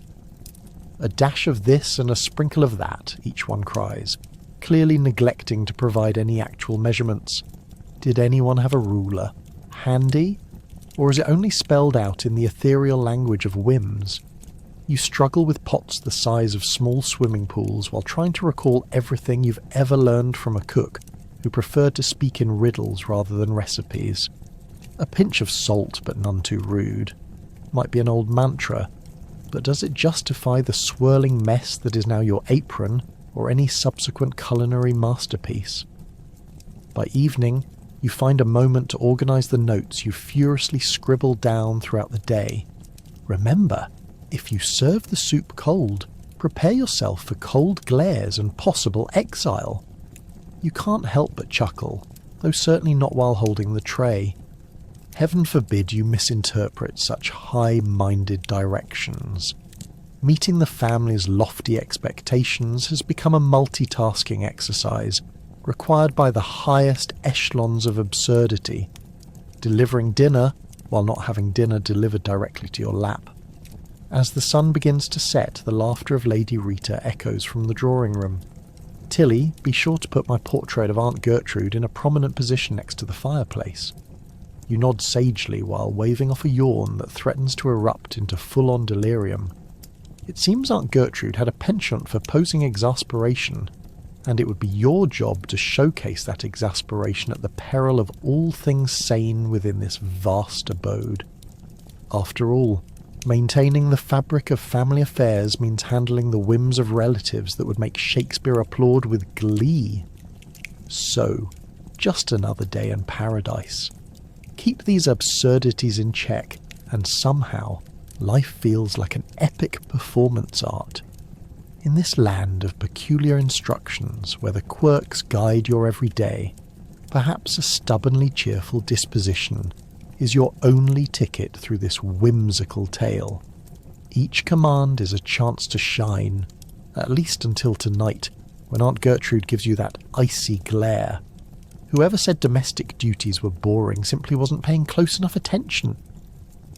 Speaking of expectations, let's consider illness. A delightful combo platter of rumour and speculation. Illness becomes a spectacle all its own. Will you be blamed for failing to shine shoes during a mild bruise, or left to manage a sick child without formally being told? Navigating everyone's woes while recalling your qualifications as a mere tea server could become its own entertaining drama. Why doesn't Charlotte make the bed today? Oh, poor Caroline is feeling peaky, they'll say, as you juggle a teapot in one hand and a cloth in the other, trying not to drop half the china. Now, of course, in a house of prestige, every little cough can be a grand production. You could make a riveting soap opera episode out of Mrs. McAllister sneezing 3 times in a row. Is it a cold? You'll ask the footman as he bends his ear, eagerly dishing out more details than are completely necessary. Oh no, he'll lean in, eyes rolled dramatically. I heard it was a fever, something that could endanger the entire household. Meanwhile, poor Mrs. McAllister is merely sipping her chamomile and regretting that extra slice of pie she indulged in last evening. Your job turns into an exhausting balancing act of managing not only the sick, but also the healthy, and their impressive array of paranoia. Where is the physician? They'll wail, as if invoking divine intervention, expecting him to miraculously appear with a magic wand. But alas, you know all too well he's busy off curing the socialites, or perhaps just gossiping as likely as not. And here you are left to calm restless nerves over an ailing parakeet, one of the many emergencies that even your knitting group had once deemed less of an emergency than the dramatic sneeze of Lady Witterby. When illness strikes the manor, you become a confidant of sorts, bearing secrets of ailments amongst the whispers like a walking medical encyclopedia. Should you find that the lady of the house is perhaps more frail than her elaborate lace gown suggests, you're in deep waters. You'll become the first aid, alchemist, and therapist all rolled into one, even if you can barely differentiate between a tincture and a tea. Running back and forth to the apothecary feels like your second job. 1 minute, you're dealing with an apparent eruption of the Lady Beatrice's sinuses, and the next, it's her husband's growing concern that his dear cat may need a regimen of essence of catnip to ease its anxieties. As the whispers grow, so do the rumours. Why was Mrs. Whittaker so shaky at dinner? One housemaid asks. She's had the vapours, another speculates, adding a flair for the dramatic that makes it sound like they're speaking of a plague. To be honest, it's nothing more than unfortunate indigestion from last night's casserole, yet somehow the entire kitchen might as well have been privy to a Shakespearean tragedy. The moment you fear you'd awaken as the unwitting lead in their play about the untimely fate of the whole household. And when it comes to actually managing your own health, forget it. You rise for work every morning that feels like trudging through a watery loam. You're carrying the heavy weariness of both illness and responsibility, not wanting to seem ungrateful for your morning tea while nursing the faintest symptoms of something resembling a cold. Nothing contagious but a dreadful tickle in your throat nonetheless. I mustn't disturb the household, you think, as your voice fades to a mere whisper, practicing your best impersonation of a ghost trying to attend a lively dinner party. You find yourself wearily downing your share of dubious herbal potions as if they're going out of fashion. The truth is, every little fleck of illness in the house is an opportunity to learn the family's quirks. Mr. Thompson, sneezing his way through meals, becomes both an entertainment act and a subject for keen observation. You might even ponder if his constant suffering is the most well-crafted ruse to escape the tedious joy of socialising with the posh neighbours. Look out for those faux ailments that arise just before a less than favourable gathering. You might earn yourself a chuckle out of watching the theatrics unfold, while the lady of the house swoons dramatically over the dramatic results. Eventually, however, your act as the resident caretaker becomes one saga to record. Will you add melodrama to your personal narrative as that servant who survived? Indeed, the cat will scratch, the children will cough, and Mr. Thompson will continue to sink further into the artful tapestry of a fainting couch. And there you will remain, the silent observer, smiling wryly as the world of illness continues to roll dice at the mansion, holding your breath that tomorrow you don't awaken as a piece of historical fiction yourself. Let's not forget the neighbours. Ah, yes, Mrs. Abernathy with her large hat collection and even larger opinions. Encountering her during a chore becomes its own theatrical performance. Will she barrage you with gossip about what Mrs. Player did yesterday? And how did that cat manage to escape just then? Time to spin tales of your own without letting on where your own dignity ends. The experience of facing Mrs. Abernathy is akin to stepping onto a stage with only a single spotlight blaring down, while the audience, an assortment of neighbourhood cats and old ladies holding onto their knitting, wait for the plot twist that is surely inevitable. You could swear she's part fortune teller, part gossip columnist, and infinitely part nosy neighbour. She could write bestsellers based solely on whispered encounters over the garden fence. Today, priding yourself on your remarkable ability to nod and murmur appropriately, you approach her perfectly manicured hedge, a veritable wall that separates your world of chores from the wildness of her stories. "Did you hear about Mrs. Player?" she begins, her voice rising like the crescendo of a finely crafted sonnet. "She's taken to wearing a dress 2 seasons out of date. Can you imagine?" You nod vigorously as you beheld the sight of Mrs. Player during last week's at-home tea party. An outdated dress was the least of your concerns, considering that she served scones that clearly had their own personal obituary. Oh, how you still felt the regret from that biting taste of blended flavours, burnt foam and disappointment seasoned heavily with regret. Mrs. Abernathy continues, weaving tales of scandal, and as you listen, you can't quite shake the delightful yet sinister feeling that you've inadvertently become a main character in her ongoing drama. Last Thursday, Mrs. Player's cat, hated and yet impossibly adored, got stuck in a tree. The fire brigade had to rescue it. You suppress a laugh, imagining a heroic firefighter balancing a cat with far too much attitude, while all of your own daily woes flash through your mind. This cat had achieved celebrity status without ever needing the nuisance of social media. But Mrs. Abernathy can't be allowed to have all the fun. You decide to navigate the conversation out of pure self-preservation.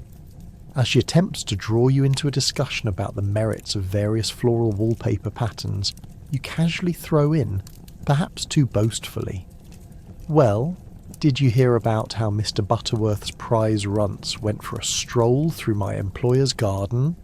Her eyes widen, intriguingly alert.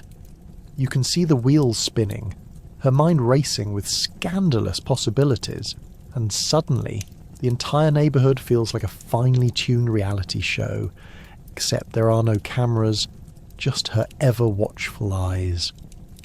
As you eagerly continue the tale, you find that the expression of slight mischief is the most charming bit of your otherwise tedious day. Recalling how the runts made a ruckus while miraculously uncovering a neat plot of vegetables lost long ago, you build up your report with exaggerated enthusiasm. Mrs. Abernathy is hanging on your every word, her wide-eyed disbelief fervently encouraged by your flair for dramatics. You can't help but feel a hint of rebellious joy. Maybe gossip could be the true comedy of errors in Victorian life. Yet, before you can fully bask in your newfound storytelling prowess, you realise that you're completely unprepared for the twist that Mrs. Abernathy wants to deliver. "Well," she retorts, chuckling as she adjusts one of her flamboyant hats that somehow remains defiant against the tide of time. At least that's more than what you're likely to see at the Miss Johnson soiree tonight. I hear she's locking things up tighter than the crown jewels. You blink, suddenly aware that you have merely traded one anecdote for yet another amusing and possibly horrifying social obligation. You may be a servant, but forging connections with the people being entertainingly absurd is a more powerful art than polishing silverware. So, despite holding your breath fervently while contemplating tonight's dinner, which definitely isn't a triumph of culinary brilliance, you toggle the resolution to keep your spirit vibrant within your increasingly exhausting routine. And as the conversation carries on, more neighbours drift past, creating a casual atmosphere where stories soar like a governed bird. Perhaps that's precisely what makes this existence worthwhile. Mrs. Abernathy's theatrical flair won't find its audience in the drawing room, and it will undoubtedly leave an impact on your mundane chores. She departs in a flurry of fabric and flamboyance, leaving you standing there, thinking up fantastical ways to overcome the inevitable drudgery awaiting you instead, and pondering if Mrs. Player knew Mrs. Abernathy might have just become the fiercest part of your day. If storytelling can transport you to a world of intrigue, being a servant in this house of madness may surprisingly offer its own unexpected delights, even, as it may unfold, between flowerings from the ordinary. But lo, you may begin to marvel at the odd underlying mysteries embedded deep within this household. What hidden mischief led to the housekeeper's untimely absence one fateful weekend? Did you mind when a double life emerged within the walls? And why are some family members clearly avoiding each other? The soap opera unfolding could give anyone a biting commentary on family dynamics. Perhaps you should just write this incident down for later. As you sweep the parlour, navigating between tripping over a cat or two and avoiding the trail of shredded curtains from the family's new puppy, whose enthusiasm for destruction seems boundless, you find yourself eavesdropping on the whispers that swirl around you like dust motes. You hear Mrs. Kensington fussing about the whereabouts of her brooch, a family heirloom supposedly lost last month.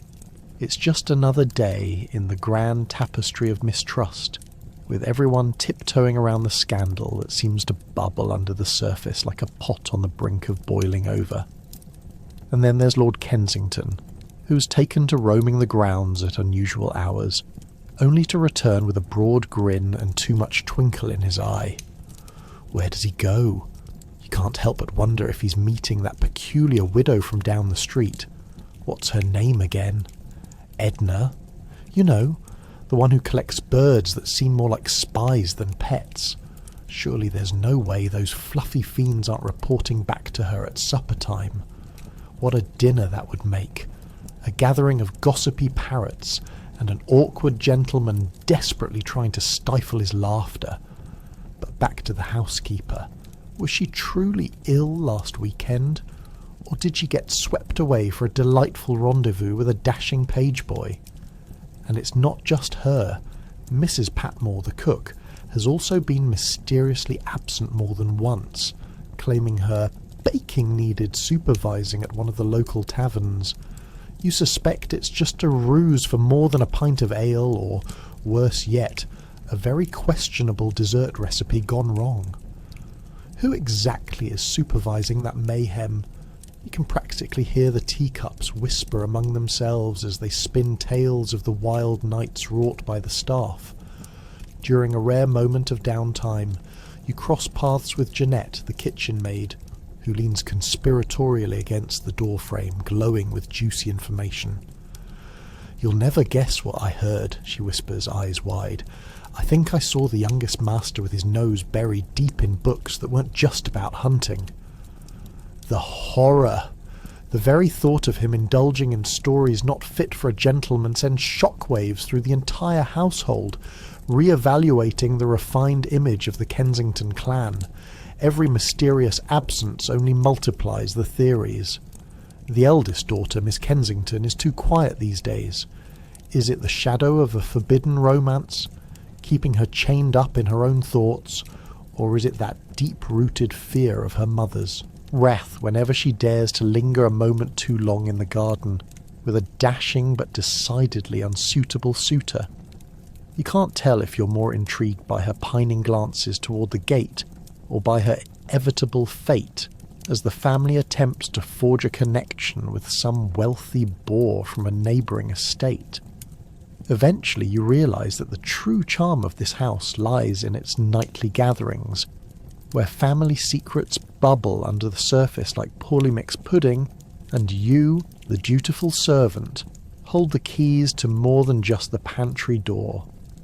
Your ears are simultaneously in a whirlwind of chit-chat and gossip.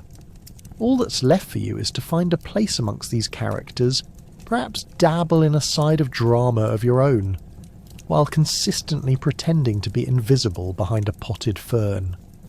Now, as you reflect on the tangled web of intrigue surrounding the Kensington household, you can't shake the feeling that you might just hold the power to rewrite the story. Perhaps one day a cunning novel could emerge detailing the peculiar lives of those within these four ornate walls, with you as the unrelenting narrator providing the comedic take on their misadventures. After all, isn't it the hidden mysteries that keep life rich and absurd? And until then, as you slip into your evening chores, a sense of satisfaction washes over you. You've become both participant and observer in life's wonderfully chaotic play. Just when you thought you'd settled into some semblance of mundane abnormality, enter the unexpected guest. Will there be a sudden party honouring an aunt's 5th visit on Wednesday? Reception calls, and the horrid realisation that your afternoon work is now obliterated comes crashing through doors. Surely this person won't even stop for a tea refill, right? As the doorbell rings, your heart sinks faster than a soggy scone at the bottom of the teapot. You take a deep breath, trying to mentally prepare for the tidal wave of chaos that is about to ensue. Just who is it this time? Mrs. Flamboyant, the family friend who leaves a glitter trail like confetti, or perhaps the elderly neighbour who speaks at a volume only the cat can decipher? You wring your hands nervously, contemplating how long it will take to finish the laundry, much less dot every I on the tea tray before they launch their social bombardment. The terror of being unprepared looms like a dark cloud over your afternoon. As you open the door, you're hit with a wave of perfume strong enough to knock out a horse, followed by the unmistakable sound of chaos entering your abode. You can almost hear the floors creak under the weight of the collective gossip and judgment as the unexpected guest sweeps in like a gust of wind, bringing confusion and crumbs along with it. My! What a charming little nest you have, she exclaims, her eyes as wide as her opinions. Suddenly you find yourself deep in conversation about the struggles of navigating the estate's flower garden, which she insists is so drab because it lacks exotic flowers you've never even heard of. As she prattles on, you can't help but look around, wondering when exactly the family decided to conduct an interior design audit right before lunch. With every statement of disapproval about the parlour decor, your palms grow sweatier, and you subconsciously scan the floor for potential escape routes. Your mind races while balancing the need to be polite against the urge to collapse into a flickering candle on the mantel. Maybe, just maybe, if you quietly inch toward the kitchen door behind her, you can sneak out unnoticed to dodge the questions about your plans, or lack thereof. But the unexpected guest has now latched onto one of your fellow servants, and is peppering them with invasive queries that might as well be an Olympic sport. Why didn't they stop by sooner? What's happening with the family? Do you know the rumour about Lady Hoosett's new parlour wallpaper? It quickly spirals into a myriad of convincing tales that leave your fellow servant blushing and fumbling, their uh-huhs only encouraging her. Quietly, you slip back toward the kitchen, clutching the edges of your apron like a safety blanket. At this point, you might as well be wearing a battle armour. Your mission? To ensure the kettle doesn't run dry while also preparing for the real hazard, a request for snacks now on this horizon. What snack will it be? Perhaps Lady Flamboyant can handle them herself with your disdainful leftovers, lovingly called last week's remnants. You shudder just thinking about that horrifying rubbery cheese from Tuesday's cheese platter still lurking in the pantry. As the gathering of guests comfortably settles in, the evening transforms into a cacophony of laughter, clinking teacups, and the intense sound of opinions percolating faster than any brew. Soon, the drawing room sounds like an intoxicated rugby match, coloured by the occasional raucous laughter, as everyone seems to be telling each other the same story for the third time. It's overwhelming, and you can already feel your sanity slipping like the last biscuit on a warming tray. At this orchestrated dinner circus, you, the unsung gladiator of Victorian social chaos, must ensure that everything flows like a well-planned banquet sans chaos, pleasing every guest's peculiar palate without sacrificing your dignity or sanity. Every frown, every clink of a teacup is a reminder not to trip over unfortunate feet or spill anything, because one splatter could lead to a storm of complaints that will ricochet through the household for weeks. And as if it couldn't get worse, Mrs. Flamboyant has taken a keen interest in your next week's business. That indeed sounds more terrifying than her perfume. Is it too late to hide in the pantry until the cavalry arrives? Alas, being a servant, thankfully tireless but never invulnerable, means bracing for whatever shenanigans life tosses your way. This kind of unpredictability is what makes a normal day as unpredictable as a game of whack-a-mole with the upper echelons of society. Finally, you reach the evening clean-up, as if the world has prepared a roller coaster of chores just as everyone decides to leave the room. It's a miracle to finish cleaning without incident while everyone consumes snacks that undoubtedly leave the mess for you. Will you devour a plate of just scraped leftovers in your head while mopping up bits of dinner fantasies? The mundane becomes almost a tragedy. As the clock strikes the hour when nobody quite knows or cares what day it is, you begin your pilgrimage to the dining room. A slapdash tableau awaits you. Half-eaten plates of food, abandoned napkins that have turned into sad origami cranes, and remnants of pudding left dripping in a delightful fashion all over the tablecloth. It's as if the family has made dinner a game. How much food can we leave behind without it actually registering as waste? It's surprisingly high stakes, and you're fighting to maintain your sanity while dodging crumbs like they might explode at any moment. Your first mission, gather the offending plates, is nothing short of a chaotic juggling act. Between the crumbling bread rolls and spilled gravy, you quickly realise the trick is to use both hands, a perfectly balanced knee, and maybe, just maybe, a little of that Victorian magic that everyone pretends exists. It's like your very own third-rate circus act, featuring you as the star performer doing the impossible dance around the dining room chairs that insist on moving just as you approach them. You've developed a few moves over time, the dodge, the slide, and of course, the oh goodness, please don't spill that manoeuvre, an innate grace brought on by sheer desperation. You lean over the table, collecting the bones of what used to be a grand feasting, noting blandly that the serving spoon is stuck to the tablecloth. As you apply gentle pressure, the victory is bittersweet. You can practically hear the family laughing at the new design in tablecloth art, as if your excessive scrubbing has become a scene in a dark Victorian comedy, an exhibit in the gallery of their evening's fun. Next, your eyes land on the crumbs scattered like unfortunate confetti. A feast fit for mice but not for the indoor dining room. Armed with your trusty rag, a beloved companion that has seen its share of chaotic spills, you hop into the trenches scrubbing furiously. The rag has become a kind of second skin, soaking up not just crumbs but all your hidden hopes that somehow this kitchen duty will earn you a slice of cake or a warm thank you. You mutter to yourself about the unfairness of crumbs being the only things being appreciated and considered, almost as if they're prominent guests in this dramatic evening gala. Among the unmet wishes lies the sticky residue of multiple spills that remind you of some forbidden science experiment. How long has that sauce been gluing its legacy? As you scrub, the world around you starts to blur. The table whispers, secrets only the dust wants to share. You feel a spark of camaraderie building.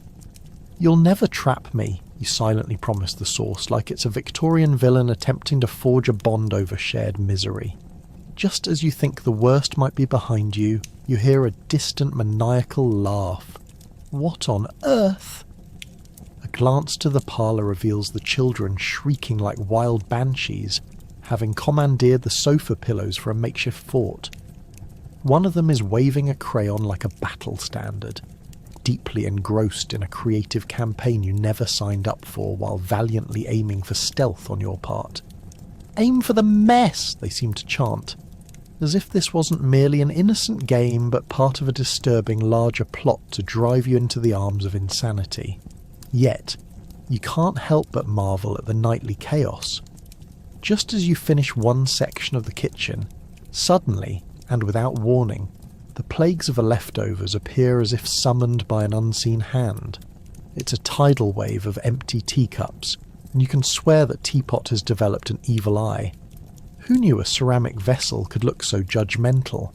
This evening, cleanup isn't just about putting away the dishes. It's your ritualistic dance, a step into the abyss of duty and chaos, where household scuffles gleefully take the lead. As you head into the final stretch of your clean-up journey, you find solace in some ancient wisdom.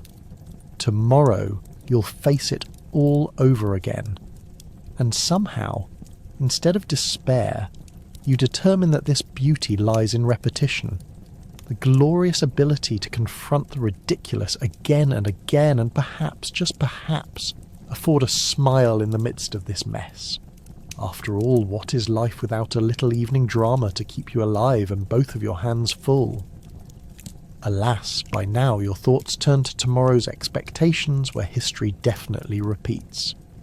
As you manage to settle into bed at last, you wonder if perhaps continuing this absurd life will help perfect your skills in keeping up with shenanigans, or if you'd find a magician who could turn the next day into one without endless drama. You sink into your half-rotted straw mattress, which smells faintly of old cheese and the dust of unfinished chores, and let out a sigh that sounds like the creaking door you wished you had fixed last week. Yes, tomorrow will be a fresh day for more chaos. But hold on. Will it involve the table collapsing during dinner? You gaze at the ceiling, fingers crossed that the house doesn't fall apart like the last soufflé you attempted to whip together. Your life as a servant is a cyclical comedy, where every day blends seamlessly into the next, and surprises dance through the hallways like a confused ghost. You'd swear the family has a schedule far more organised than your own. What time they rise like the sun, what time they choose to poke fun at your lack of ambition. Thank you for the support, dear employer, and most importantly, what time the cat will inevitably be caught sitting on your precious laundry. As a servant, you've practically mastered the art of predicting precisely when they'll demand another round of tea. Although it's now 11 p.m, and you're already planning for breakfast at the ungodly hour of 6:30 a.m, you can almost hear the clanging of pots already. The early calls for gruel, bread, and that suspicious meat paste from 3 days ago. You remind yourself to prioritise rest while simultaneously preparing for the culinary Olympics that will surely take place in the kitchen. Maybe training exercises with a frying pan could help, but that's just it. Tomorrow poses yet another riveting opportunity for mishap and excitement. Last week you nearly burned the toast while listening to the scandalous conversation of the lady of the house, who fancied herself a true poet. all while she had demanded something worthy of Shakespeare to accompany her breakfast. How can one even craft sonnets while smothering last week's bread with rancid butter? It's a wonder you didn't memorise the recipes for the disaster buffet that seems to be a family tradition. Never mind the ruckus of the children. They have once again promised to be well behaved before conjuring acts of delightful chaos. You're still waiting for an apology for when they set the garden gnome ablaze last spring. Marshmallows weren't even near to being involved despite your warnings. But as their laughter echoes like an unsettling song in the stagnant air of the mansion, the delight is contagious.